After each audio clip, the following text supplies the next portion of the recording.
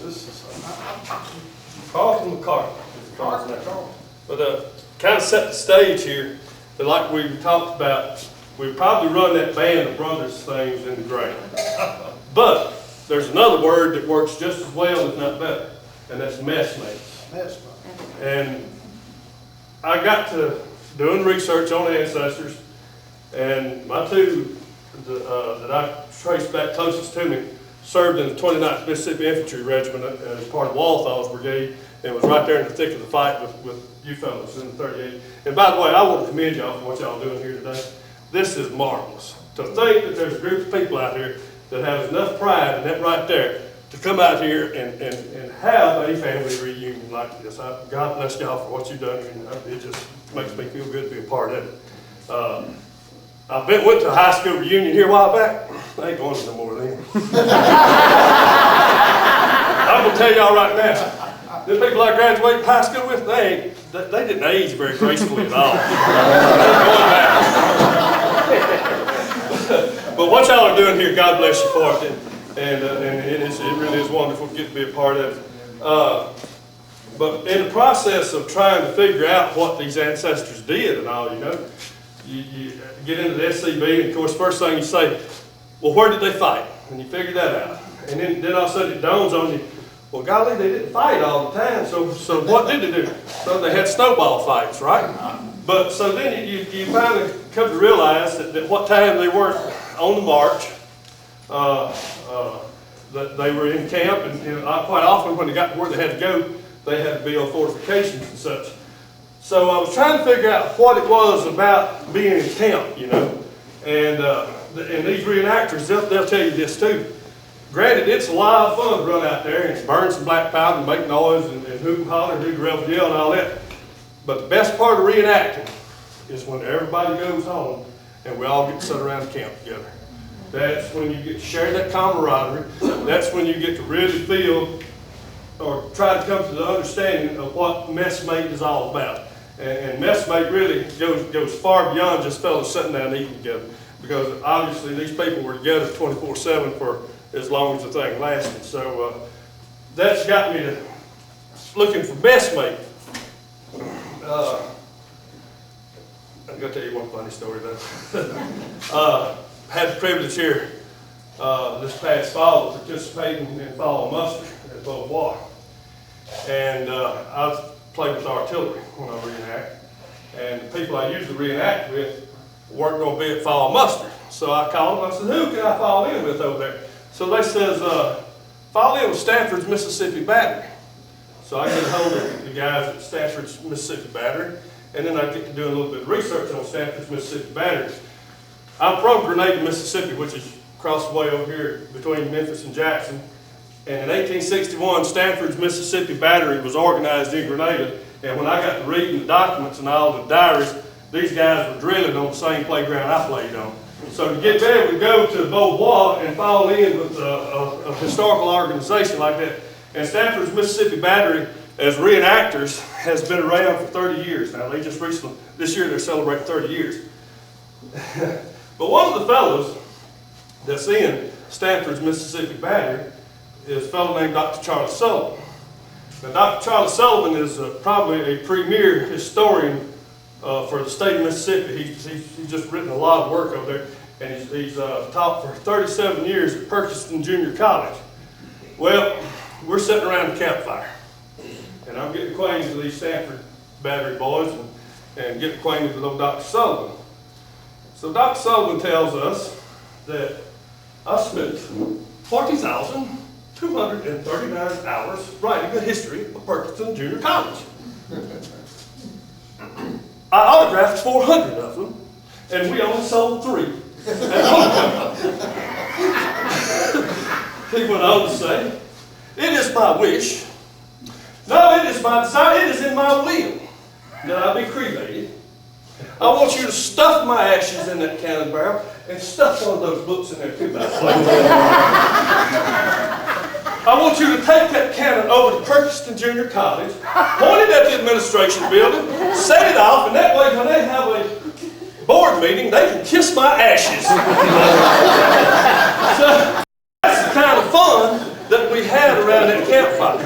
And I can harken back to that knowing full well that that's probably a lot of what happened around those campfires of those boys in the 38th or the 29th Mississippi or whoever, you know. And I know from my own family, and I'll share some of this here with you in a minute with what Carl McCarthy said, but I know my own family well enough to know that they love music. Carl McCarthy talks about the Music Man. I know my family well enough to know that they enjoy practical jokes. And so, you know, it's something that we can thank our ancestors for sharing with us, and which, by the way, obviously a lot of it was a Scotch-Irish influence too. And we won't even go there. So, but, yeah. Yeah, right. But Carlton McCarthy, like I say, I got studying on Messmates, and that's when I run into Carlton McCarthy. And he was served with the Richmond Howitzers. Richmond Howitzers was formed in 1859 by John William Wythe Randolph, I believe. Anyway, it was Thomas Jefferson's grandson, and he was also the Secretary of War under Jefferson Davis for a while. But anyway, McCarthy went on and served with Richmond Howitzers, and after the war he was mayor of Richmond, as a matter of fact.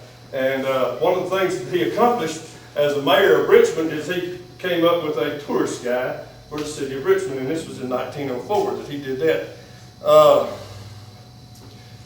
But I did find where in 1880, Carlton McCarthy wrote something, and I want to share what's with you about this when we're talking about our Confederate battle flag. This is what McCarthy wrote in 1880.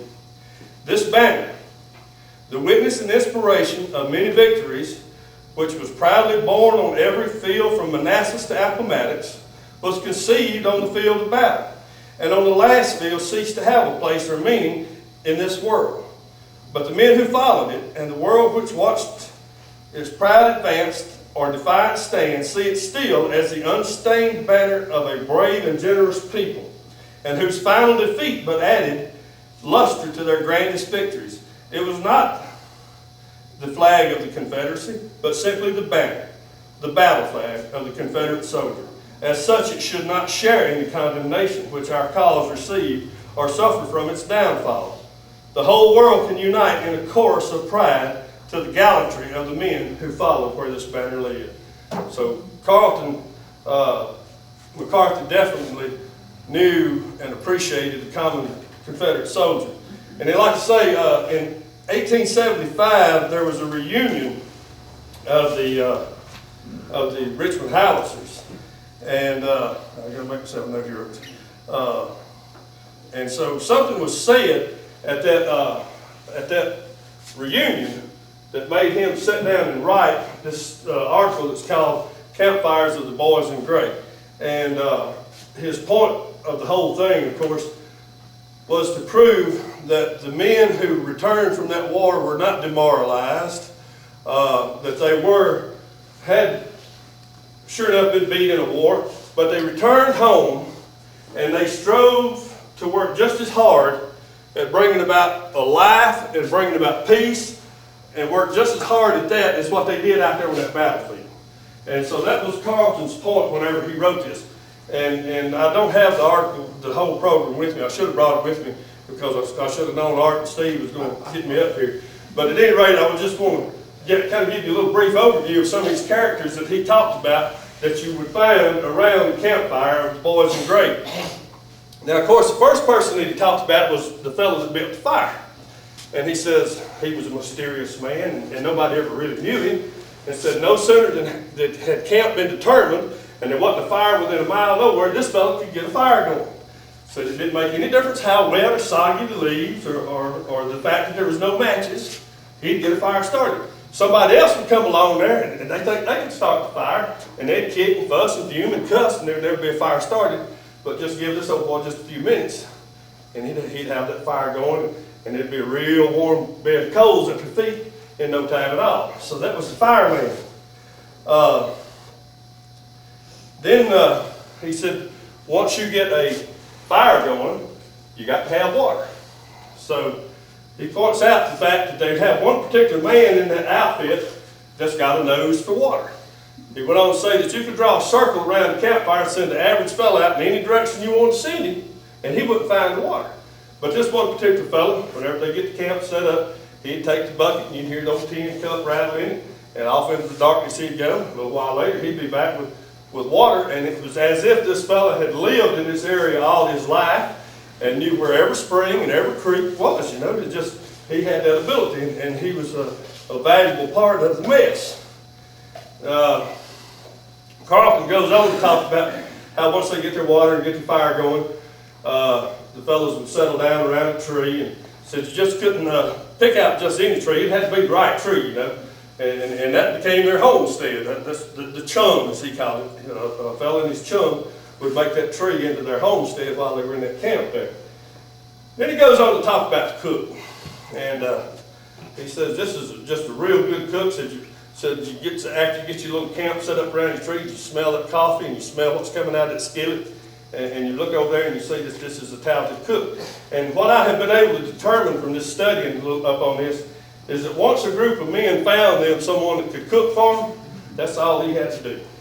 They would take up his guard duty, they would take up his chores or whatever, but all he had to do was cook for them.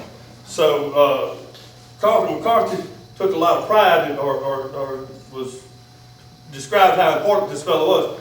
But he went on to say that you didn't tell this cook how to do nothing. You didn't go over there and add coals to that Dutch oven. You didn't take none of them off. And bless your soul if you lifted that lid before it was ready. You was in trouble. That was just all there was to it. Did nobody want to make the cook mad? Ain't that right, James? I guarantee you. So then anyway, he goes on to describe several other characters here, of course. And then he talks about the general of the mess. Oh, he says this fellow just struts on up there. He talks about the campaign up to this point, and what we're going to do here, and how this is going to be handled. And he brings everything to a very favorable conclusion of the war. And of course, the Confederacy is going to survive and all that. And Carlton McCarthy makes a comment, it's a shame that General Lee didn't ever consult with this fellow, because it ain't much said of what would have happened had General Lee consulted with the general of the mess. Then he goes on to describe this board, and he goes through a long, long detail. This fellow, he's just on and on and on and on, and finally he breaks down to some real little insignificant detail. Carlton McCarthy talks about he starts back at the Grecian times, on through Roman time, takes in Spain and England, the Great Dispensation, this and this, the colonial times, and then he finally gets to just such an insignificant, boring little point. And they were all certainly glad to see this fellow get up and wait for the fire and march off to picket duty. They were quite glad to get rid of him. Then he talks about the forager, and about the guy that goes out, says it don't make any difference, much like the water man. He'd go out, he'd come back with such spoils as apple cider and a piece of ham maybe, or taters or something like that. He never bragged about it. He never come back and complained about how much money he had to spend. He never come back and said anything about having to steal it if that's what was done.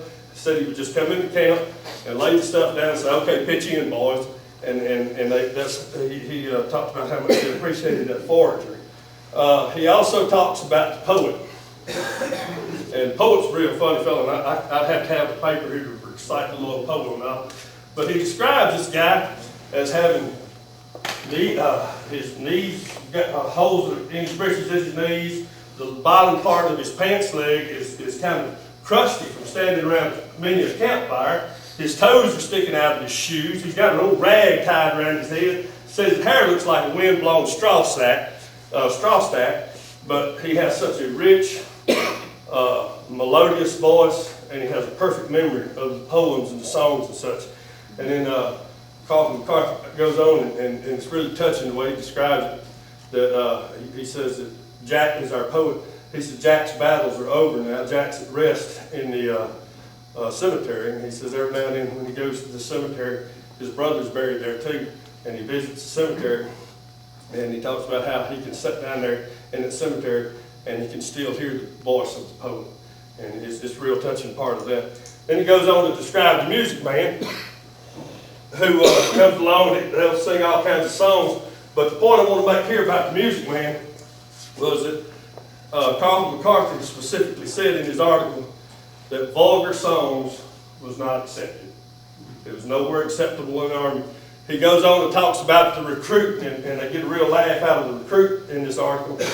And said even the guys, the older men that carried on with vulgarity, it was frowned upon on these young recruits. And so that just tells you about the general character of that Confederate soldier. The